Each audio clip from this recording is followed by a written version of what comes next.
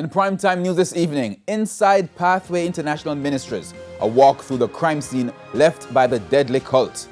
I need protection. TVJ News receives conversation transcript of Colombian suspect in Haitian president assassination. And call for sex offenders registry to be made public grows louder. Good evening and welcome to Primetime News. On air and online at onespotmedia.com, I'm Herman Green. Also this evening, the Financial Week, Primetime Sports, Sports Commentary, E-Prime and Weather. But before the break, here is our feedback question. This evening we're asking, what are your views on making the sex registry public?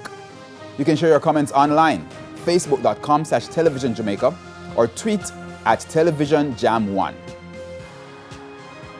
Please stay with us. Primetime News returns after this break.